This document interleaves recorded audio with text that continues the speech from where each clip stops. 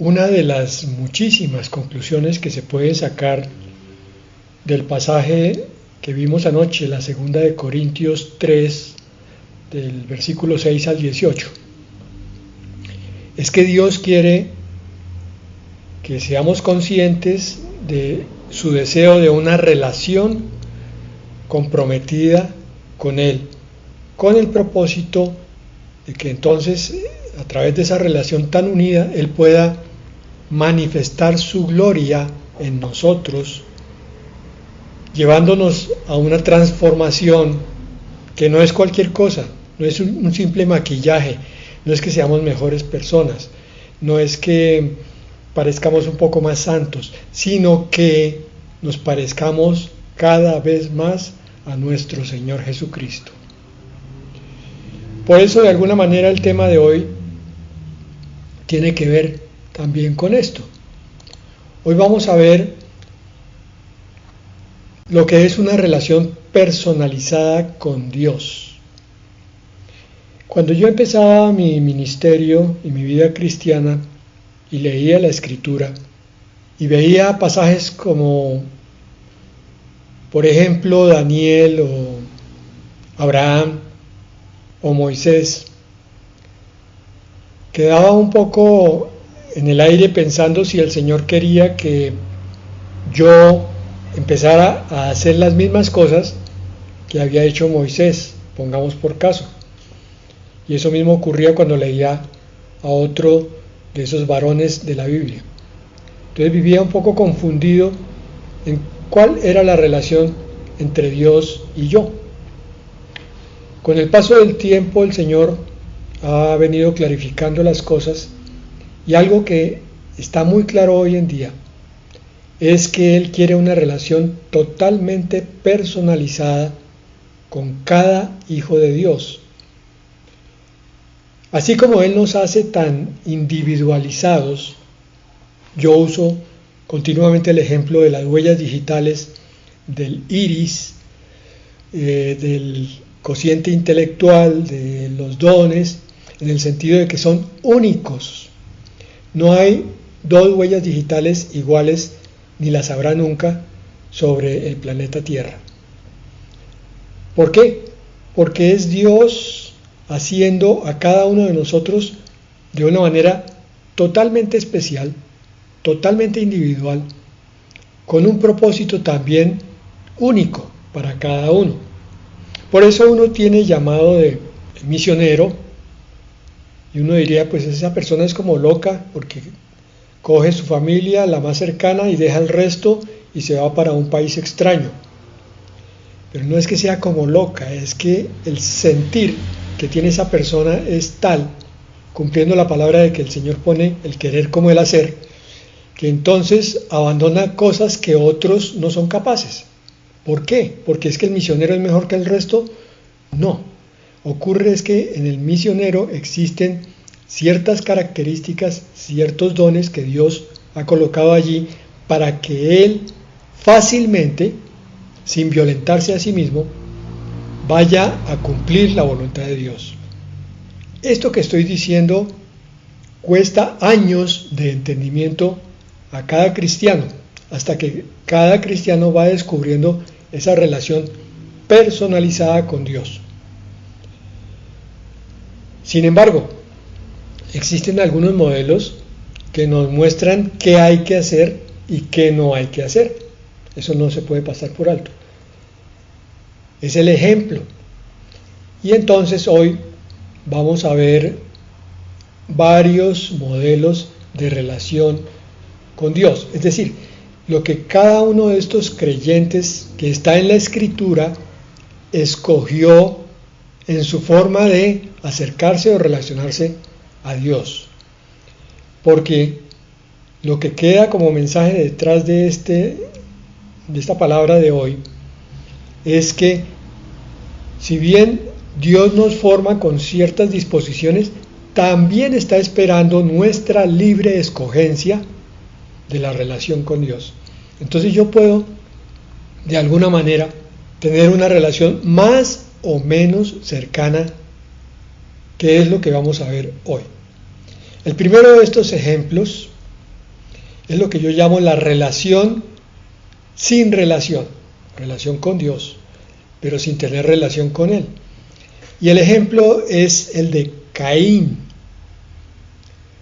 Aquí está tipificado lo que pudiéramos llamar el perfil del que busca al Dios religioso únicamente. Génesis capítulo 4 versículos 3 al 7.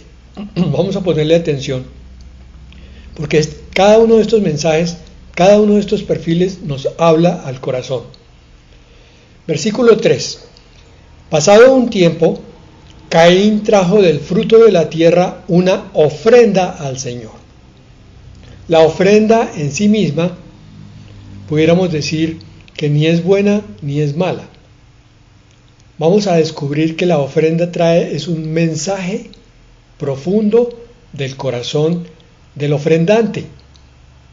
No es lo que se ofrende, es cómo se ofrenda. Versículo 4. Y Abel trajo también de los primogénitos de sus ovejas y de la grasa de ellas. Y miró el Señor con agrado a Abel y a su ofrenda, pero no miró con agrado a Caín ni a su ofrenda. Y Caín se enfureció muchísimo y puso muy mala cara. La palabra nos muestra aquí entonces dos ofrendantes. El uno tenía su corazón con cierta disposición hacia lo malo. Y entonces la ofrenda no iba a servir con ningún propósito bueno. De hecho, esa ofrenda que trajo Caín sacó lo que había en la profundidad del corazón. No porque Dios no lo conociera, sino que Caín era el que necesitaba conocer eso. Cuando Dios ve la intención del sacrificio de Caín, le expresa o le manifiesta de alguna manera que no le agrada, tal como lo hace el Señor con nosotros cuando hacemos las cosas superficialmente, ritualmente, repetitivamente y no estamos poniendo el corazón en ellas. Entonces esto podemos extrapolarlo, podemos decir que da lo mismo leer la palabra, ir a culto, oír un sermón, meditar una lección, si nuestro corazón no es puro, no está completamente volcado hacia el Señor. Y estas mismas cosas que hacemos en forma religiosa, con el tiempo van a hacer que encontremos un tropiezo, que es lo que el Señor Jesucristo enseña en el Nuevo Testamento, en los Evangelios, con respecto a los que se escandalizan de Él.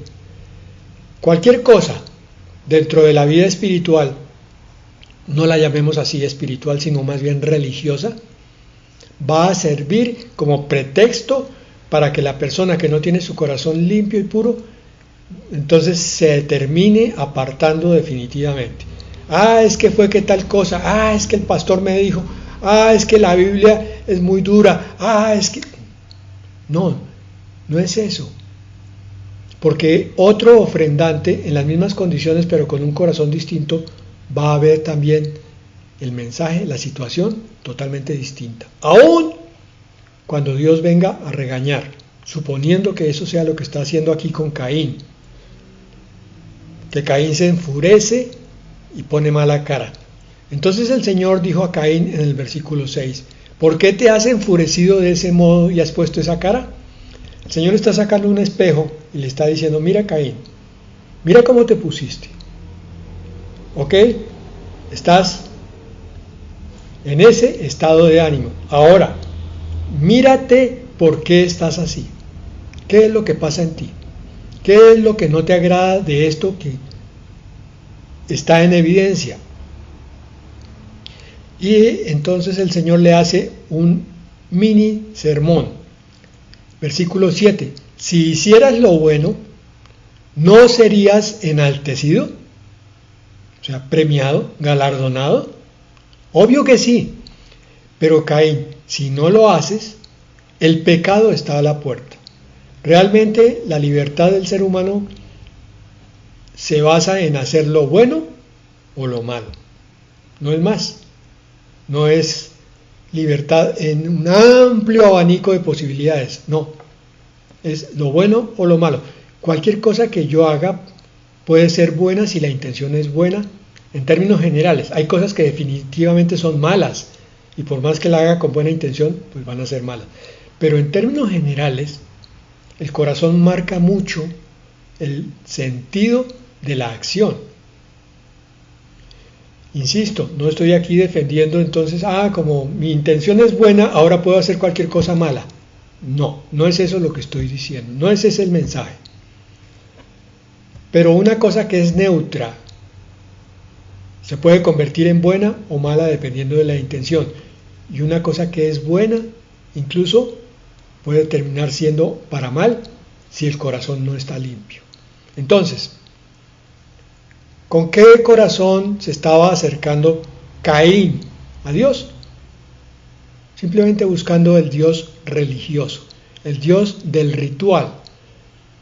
Tal vez así se lo había enseñado a Adán, su pastor en ese momento, y Caín lo hizo sin pensar en si buscaba agradar a Dios o no, sino que era lo que tocaba hacer.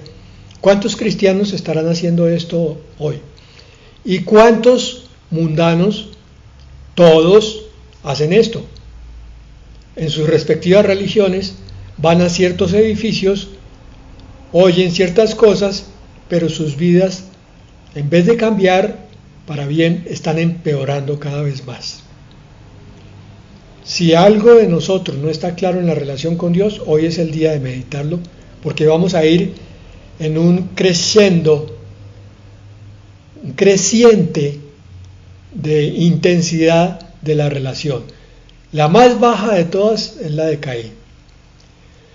En segundo lugar, tenemos el ejemplo de lo que es una relación con Dios alejada. Ese es Sansón, el que busca al Dios bombero. No podemos leer toda la historia de Sansón porque es larguísima, entonces vamos a mirar solamente lo que está en los versículos 27 y 28 de Jueces 16. Jueces 16, 27 dice: la casa estaba llena de hombres y mujeres, y se refiere al templo del dios Dagón. Ya al final, cuando Sansón está ciego, le han sacado los ojos y es esclavo de los filisteos. Y continúa la palabra: con todos los principales de los filisteos estaban allí. En el piso alto había como 3,000 hombres y mujeres que contemplaban el escarnio de Sansón. Se estaban burlando de él, que había tenido tremendo don de parte de Dios y tremenda presencia de parte del Espíritu Santo continuamente. Cada acción que Sansón hacía era por una manifestación especial, como se presentaba en el Antiguo Testamento, del Espíritu Santo. Aclaro, o repito, porque esto ya lo he dicho antes, en el Nuevo Testamento el Espíritu está con nosotros. El Espíritu mora en nosotros y Él es el que nos lleva y nos guía, nos enseña y nos muestra la verdad. Pero en el Antiguo Testamento el Espíritu Santo descendía de vez en cuando, como a Él le placía, en determinados siervos y los llevaba a hacer determinadas cosas. ¿Qué disculpa tendremos nosotros hoy si tenemos el poder de Dios en nuestro corazón para hacer cosas grandísimas de parte de Dios? Entonces en el versículo 28 dice lo siguiente: entonces clamó Sansón al Señor. Saben que en toda la historia de Sansón no hay otra referencia a que Sansón orara al Señor. Es como si Sansón hubiera vivido durante 5 capítulos o 3, no recuerdo bien exactamente, usando los dones del Señor, su fuerza y el propósito de acabar con los enemigos de Israel, pero de una forma muy folclórica, muy brinconcita y sin considerar la voluntad de Dios. Entonces, Sansón era instrumento en la mano de Dios en muchas ocasiones, pero en otras muchas como ustedes pueden ver en esa historia, él hacía su profana, mundana voluntad. Y entonces se metía en unos enredos y en unos líos por causa de su sensualidad que lo llevaron a la destrucción. ¿Cuántos cristianos hoy viven así? Una oración solamente en el momento de necesidad.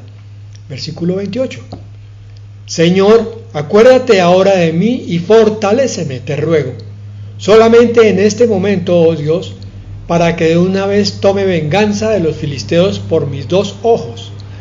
Hasta ahora parece que Sansón entiende cuál era la misión que tenía de parte de Dios, pero aquí la toma es como venganza por la ceguera que le habían producido los filisteos. Sigue siendo carnal hasta el último momento. No piensa para nada en la voluntad de Dios. Es ese cristiano, ese creyente que lo vemos en culto, lo vemos en iglesias, lo vemos en membresía, se bautiza, pero que siempre hace lo que a él le parece, solamente. Es un cristiano sansonizado. ¿Sí? ¿Me oyeron bien? Sansonizado porque no hace la voluntad de Dios, salvo cuando el Espíritu lo empuja. Pero el resto es su querer, es su antojo, es su capricho el que vive así. Esta es una relación muy dolorosa para el creyente. Miren cómo terminó Sansón. Y los creyentes carnales que hacen su santísima voluntad, como se diría en la calle, también viven sufriendo, pero no quieren dejar ese camino y meterse en el que sí es, el verdadero. Tercer ejemplo de relación es la relación desobediente. Y aquí el ejemplo es Saúl. También es Dios para el carnal. Saúl es igual otro representante de la carnalidad de los creyentes. En Primera de Samuel, capítulo 13, versículos 8 al 14, vamos a mirar cómo fue esta historia. Ustedes saben, Saúl había sido ungido como rey de Israel, el primer rey, el llamado era grandioso, había sido llenado también del Espíritu Santo y tenía un llamado portentoso que hubiera sido para gran gloria de parte del Señor sobre el reino de Israel. Pero no, él tenía que también hacer lo que se le antojaba. Versículo 8.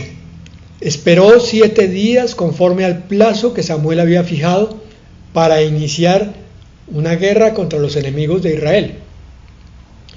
Pero Samuel no llegaba a Gilgal y el pueblo se desbandaba. ¿Cuántas veces hemos estado en situaciones donde parece que Dios no está contestando la oración, que el pastor no tiene tiempo para oírnos, que las circunstancias nos están arrinconando y entonces tomamos determinaciones necias? Versículo 8. Entonces dijo Saúl: traedme el holocausto y las ofrendas de paz, y ofreció el holocausto. Pero un momentico, usted me va a decir que esto fue mal hecho, pero ¿acaso luego Saúl no está haciendo lo que correspondía hoy día, que es orar a Dios? No, aquí la cosa es distinta. Cuando Saúl es nombrado rey, sus funciones son las de dirigir al pueblo, pero las funciones de sacerdote estaban en las manos de Samuel. Saúl no podía usurpar las funciones del sacerdote, que fue lo que hizo aquí. Él no tenía el derecho de ofrecer el holocausto porque no estaba en santidad. Él estaba en pecado y por tanto profanó el holocausto y las ofrendas de paz. Versículo 10, cuando él acababa de ofrecer el holocausto, vio a Samuel que venía. Sí, estaba retrasado, pero solamente unos minutos. Samuel, por alguna razón, seguramente de parte de Dios para probar el corazón de Saúl, se retrasó. Y Saúl, en su necedad, no fue capaz de esperar. Él miró las cosas del mundo, las amenazas de los enemigos, y se asustó. ¿Cuántas veces dejamos de creer lo que Dios nos dice y nos ordena solamente porque estamos llenos de miedo? Lo va a decir aquí más adelante. Y Saúl salió a su encuentro para saludarlo. Versículo 11. Samuel dijo: ¿qué has hecho? Saúl respondió: porque vi que el pueblo se desbandaba y que tú no venías dentro del plazo señalado, mientras los filisteos estaban ya concentrados en Micmas. Claro, se asustó. Como hombre carnal, no vio la promesa de Dios, la orden de Dios y el poder de Dios. Él vio a los hombres amenazándolo y salió corriendo a obrar como hombre.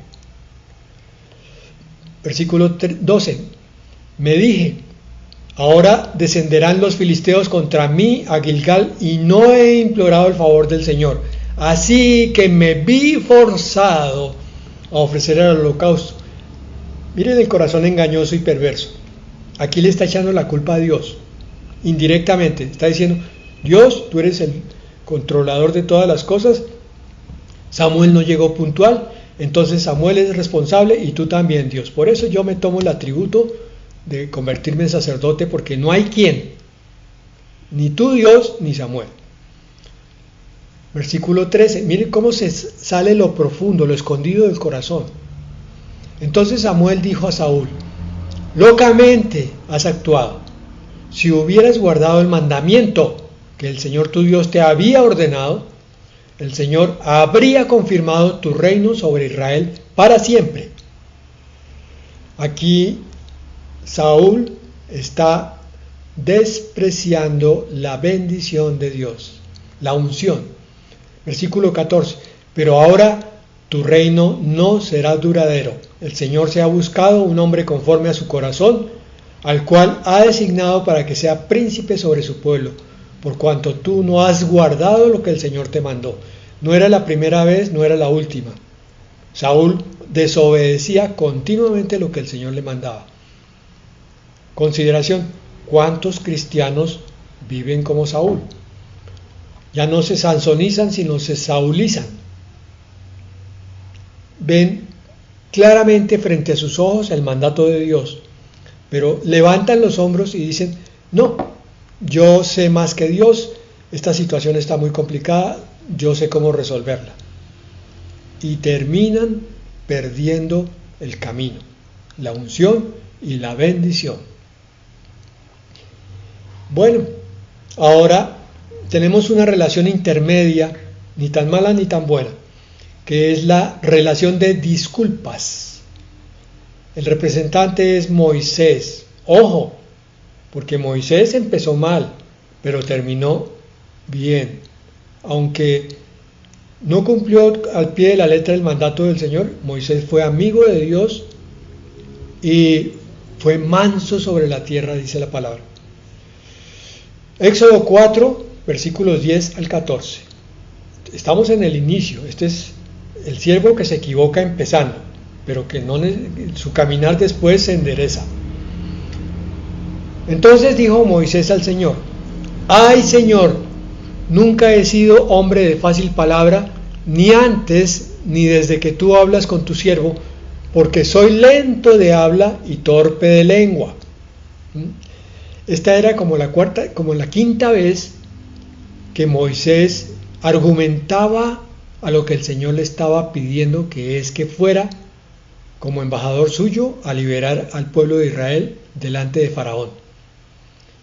Entonces Moisés parece que estaba muy asustado, digo yo parece con ironía, porque alguien que esté apenas asustado lanza una sola disculpa, un poquito más asustado lanza 2, Moisés lanzó 5, esta es la quinta. Entonces, obviamente, en el versículo 11, el Señor le respondió: ¿tú no sabes hablar, Moisés? Dice: ¿quién ha dado la boca al ser humano, Moisés? ¿Por qué estás tan ciego? Si tú eres torpe, yo soy el dueño de la boca. La tienes así por mi voluntad, pero mi voluntad puede sanar tu forma de hablar en cualquier momento. ¿O quién ha hecho al mudo y al sordo, al que ve y al ciego? ¿No soy yo el Señor? Sí, estaba un poco mal. Esta es la cuarta disculpa. Ahora pues ve que yo estaré en tu boca y te enseñaré lo que has de hablar. O sea, lo dejó sin argumento. Pero miren lo que ocurre con Moisés. Y él dijo: ¡ay, Señor! Envíate, ruego, a cualquier otra persona. Por fin, por lo menos Moisés se pone frontal. Ya no usa tanto disculpas, sino dice: yo no puedo. Pero miren lo que pasa. Versículo 14. Entonces el Señor se enojó contra Moisés y dijo: ¿no conozco yo a tu hermano Aarón, el levita, y sé que él habla bien? Diciéndole: si yo quisiera, habría escogido a Aarón, pero te escogí a ti. Ahora él saldrá a recibirte y al verte se alegrará en su corazón, porque la unción está sobre ti. ¿Cuántas veces en las iglesias se hace un llamado? Hermano, venga, trabaje para Dios. Ay, no, pastor, no tengo tiempo. Bueno, hermano, está bien. Venga, entonces solamente lea la palabra. Ay, pastor, es que yo no sé leer bien. Entonces ore por sus hermanos. Ay, no, pastor, si oro así, todo el mundo se va a burlar. Las disculpas de Moisés no son patrimonio exclusivo del libro de Éxodo capítulo 4. Las disculpas de Moisés están en nuestro corazón a la orden del día cuando Dios nos llama a comprometernos con Él. ¿Las usaremos? Repito, ¿usaremos disculpas cuando Dios nos llama? ¿O bajaremos nuestra cabeza sabiendo que Dios sabe qué es lo que hace y por qué nos llama y cómo nos va a capacitar y nos va a ayudar y llenar, y entonces veremos su gloria? Las últimas tres son relaciones mucho mejores que estas que hemos visto hasta el momento. Recuerda que estos perfiles están puestos aquí para que cada uno se examine a sí mismo y haga su decisión de cuál es la relación que quiere con Dios. Quinta, una relación cercana. ¿Cuál? La de Daniel, que es el perfil del espiritual comprometido. Perfil del espiritual comprometido. Daniel 6, versículos 7 al 10.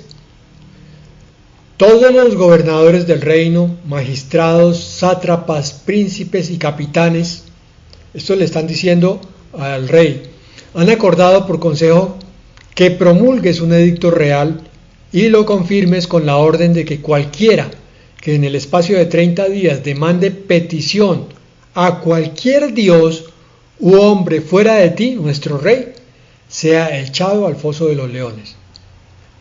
Darío está siendo aquí amordazado, manipulado por todo su séquito al mando, porque le están tendiendo una trampa a Daniel, y Darío pues le toca caer en la trampa por obligación. Versículo 8. Ahora, majestad, confirma el edicto y fírmalo para que no pueda ser revocado, conforme a la ley de Media y de Persia, que no puede ser abrogada. Claro, versículo 9, el rey Darío firmó el edicto y la prohibición. ¿Sobre quién? ¿O en contra de quién? De Daniel.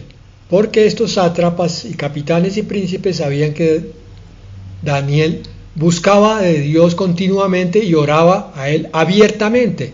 Entonces, ¿qué hace Daniel ante el decreto? Miren, versículo 10. Cuando Daniel supo que el edicto había sido firmado, conoció que estaba al borde de la muerte, entró a su casa, abrió las ventanas de su habitación que daban a Jerusalén, si se quiere enterar a alguien que se entere, y 3 veces al día se arrodillaba y oraba a su Dios, dándole gracias como solía hacerlo antes. Daniel no es que esté desafiando a los hombres, lo que está haciendo Daniel es cumplirle a Dios, aunque los hombres quieran llevar otro camino.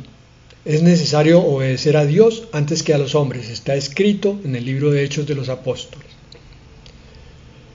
Qué hermoso es ver al cristiano que se levanta y hace lo que tiene que hacer porque sabe cuál es su Dios.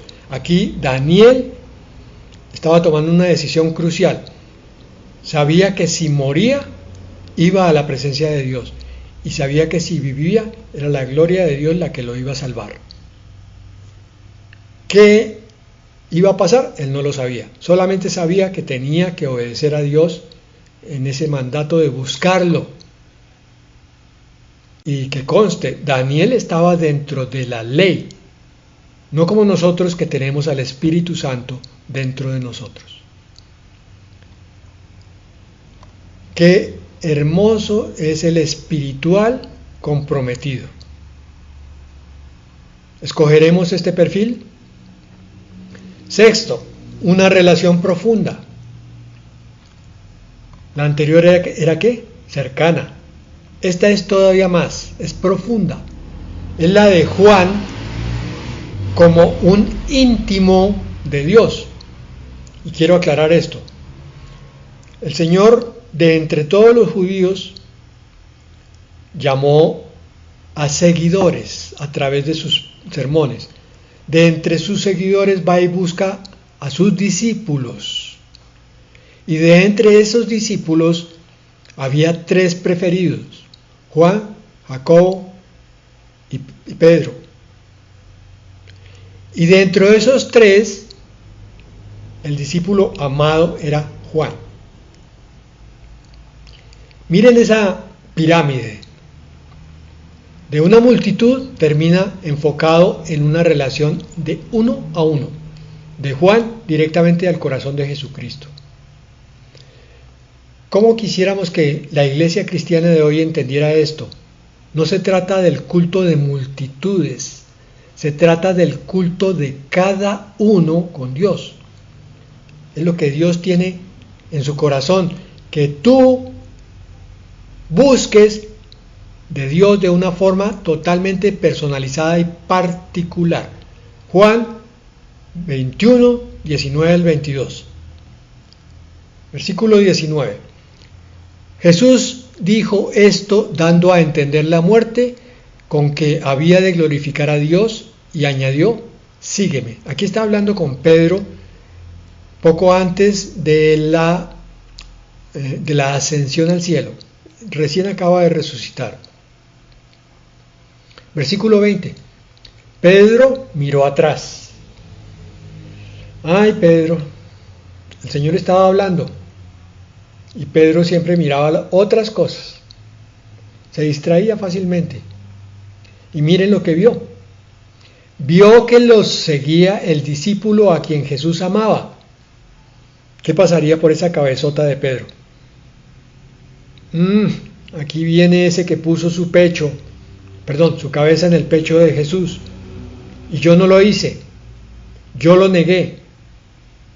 Esa noche lo negué 3 veces. Y el Señor me lo profetizó.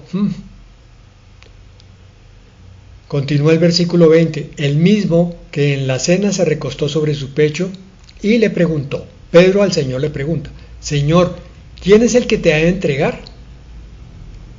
Cuando Pedro le dijo a Jesús: Señor, ¿y este qué?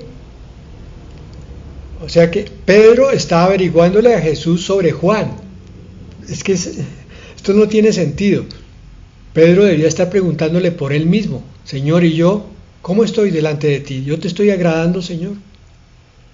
Yo te amo, pero ¿es adecuada mi expresión? ¿Me estoy acercando a ti con todo mi corazón, Señor?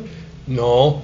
Pedro tenía que mirar al hermano que está sentado al lado para ver qué estaba recibiendo él, cuando Pedro no sabía claramente cómo era que debía caminar junto a Cristo todavía. Pedro lo viene a saber hasta el día de Pentecostés, pero antes de eso era más brincón que una cabrita. Afortunadamente Pedro persistió y llegó a ser apóstol después de haber sido un discípulo bastante inquieto. Pedro le pregunta a Jesús, Señor, ¿y este qué? Y miren cómo le responde el Señor, es como un regaño, suave pero regaño al fin. Jesús le dijo, si quiero que él, o sea Juan, se quede hasta que yo vuelva, ¿a ti qué? Tú sígueme, tú mírame a mí, tú únicamente pon tus ojos en mí y en nada más. ¿Para qué miras a tu hermano? ¿Para qué intentas averiguarlo? Seguramente criticándolo o murmurando de él. Tú busca la relación profunda conmigo, le está diciendo el Señor. Tú sígueme. Una relación comprometida, si es posible como la de Juan, pero no te lo voy a pedir a ti, Pedro, porque yo quiero mi relación contigo tal cual. La de Pedro con Jesús es diferente a la de Juan con Jesús. Eso nos dice hoy también. Tú no copies a nadie, hermano. Ni al que está a tu derecha, ni a tu izquierda, ni a tu pastor, ni al varón que está descrito en el libro que leíste, cristiano magnífico, o el que está en la escritura. No lo copies. Pregúntale al Señor qué quiere para ti. Y entonces podrás tú tener esa relación. Obviamente se lo vas a preguntar es cuando tú te acercas a Él. El Señor no te va a responder esto. Voy a ir a donde el pastor a ver que me muestre qué es lo que Dios quiere para mi vida. No, eso no funciona así la mayoría de las veces. A veces sí, pero la mayoría de las veces no. Es el propio Señor el que le muestra a cada discípulo para qué está en este planeta y cuál es su vida. Pero para eso tú tienes que hablar con Él, como Juan, acercándote cada vez más. El oído de Juan está sobre el corazón de Jesús. Y la última, una relación de admiración, la de María, la hermana de Marta, rendida ante Dios. Un pasaje que yo predico muchísimas veces porque es un pasaje tan hermoso, tan profundo, tan lleno de significados y de enseñanzas, que si quieren ustedes que les cuente cuántas veces lo he usado, yo creo que más de 12 o 15 veces, y siempre sale una enseñanza nueva. Lucas 10, 38 al 42. Yendo Jesús de camino, entró en una aldea, una mujer llamada Marta le acogió en su casa. Miren, lo mismo que con Juan, el Señor hacía relaciones más cercanas o más lejanas, dependiendo de las personas. Con esta familia, que es la misma de Lázaro, Marta, María y Lázaro, hizo una relación muy cercana, una relación de amistad. El Señor siempre busca no solo discípulos, no solo apóstoles, no solo siervos. El Señor busca amigos, más que amigos, íntimos de Él. Esta familia había llegado a ser muy cercana a su corazón. Entonces, versículo 39, Marta tenía una hermana llamada María, la cual, sentada a los pies de Jesús, escuchaba su palabra. De una vez la descripción entra en la esencia. María, que toma una actitud un poco mística, llamémoslo de esa manera, es decir, se desentiende del mundo y se coloca en la posición más baja con respecto a Jesús. La costumbre oriental, los invitados se sentaban en un mueble bajo, como una poltronita muy baja. Entonces María, para mostrar su respeto, a pesar de que era su casa, se sienta a los pies del Señor. Y dice la frase también, escuchaba su palabra. Segunda vez que lo digo, escuchaba su palabra. Tercera vez que lo digo, escuchaba su palabra. María estaba arrobada, estaba embelesada, estaba en el cielo, sentada aquí en la tierra, oyendo de la fuente directamente lo que salía de la divinidad, del corazón del Verbo de Dios, que es la palabra viva. Ella sabía que cada palabra que Jesús decía era una palabra de vida, de transformación, y por eso con esa sed del siervo, entonces se coloca en la parte más baja de la fuente para que la palabra caiga directamente sobre sus oídos, como el que bebe de una fuente con mucha sed. Aquí tenemos la actitud completamente humilde, sometida, rendida de una mujer ante el Señor Jesucristo. Yo no sé cuál escogería entre Juan y María. Ambos tocan mi corazón con sus actitudes, la una sentada a los pies y el otro reclinándose sobre el pecho de Jesús. Ambos son ejemplos de la cercanía que quieren tener algunos con su Señor, independientemente de la denominación que tengan, independientemente de la doctrina, porque es que la verdadera doctrina es el corazón del Señor. La verdadera comunión es esta. Y tú no tienes que esperar a que el Señor venga a tu casa, se presente físicamente golpeando en la puerta, porque el Señor está contigo. Tú lo único que tienes que esperar es buscar este momento de María en esos lapsos que tú llamas oración, lapsos del día, de comunión con Dios. Busca escuchar lo que el Señor tiene para decirte. Pero miren lo que pasa aquí. Entonces, Marta aparentemente está haciendo las cosas bien, está atendiendo al Señor, está abriéndole su casa, está sirviéndole la comida. Uno diría, ¿pero qué está haciendo mal Marta? Marta, en cambio, estaba muy atareada con los quehaceres de la casa y acercándose a Jesús le dijo: Señor, ¿no ves que mi hermana me deja el trabajo a mí sola?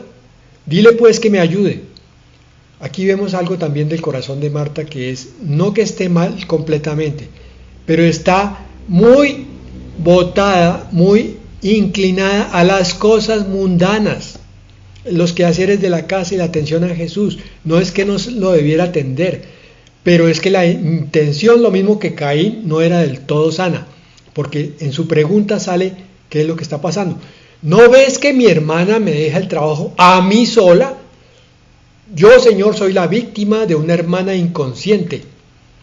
Pobrecita yo te estoy atendiendo, Señor. Yo estoy en la iglesia, estoy sirviéndote, estoy predicando, estoy siendo colaboradora del pastor, pero mira, estoy afanada con muchas cosas. Entonces el Señor le respondió: Marta, Marta, estás afanada y alterada con muchas cosas. Agrego yo, a pesar de que dices que estás sirviendo a Jesús, estás en la carne por emociones como las que manifestaste en tu pregunta sobre tu hermana y por el estrés de las cosas profanas. No tienes tu vista en las cosas de arriba, sino en las de la tierra. Por eso le responde el Señor: sin embargo, solo una cosa es necesaria. María ha escogido la mejor parte y nadie se la quitará. Ay, pastor, eso quiere decir entonces que uno tiene que volverse místico, tirarse al suelo y no volverse a levantar ni hacer nada, no barrer la casa ni nada. No, un momentico, eso no es lo que dice la palabra.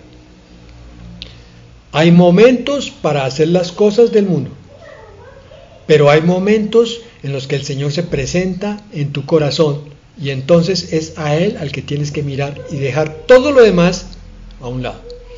Porque la verdad es que muchas veces cuando vamos a orar, solamente estamos en función de los pensamientos que vienen y que van, afanados y alterados con muchos pensamientos. Y esa no es la forma de orar que agrada a Dios. Termino con 1 de Tesalonicenses 4:1. De eso se trata. Este es como el resumen.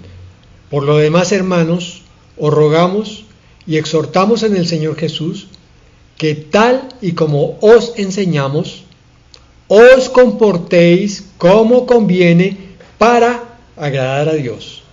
Y en esto crezcáis. De eso se trata. Tu relación con Dios es para agradarlo a Él, no para agradarte a ti, ni al pastor, ni a la iglesia, ni a nadie, a Dios solamente. Entonces tú escoges después de haber estudiado estos 7 perfiles, cuál te conviene más, cuál te convence, cuál está más de acuerdo con tu forma de ser, y tomas tu decisión y sigues adelante. Ojalá no sea la de Caín, ni la de Saúl, ni siquiera la de Sansón. Ojalá sea una de las últimas 3, Marta, Juan o Daniel. Amén y amén.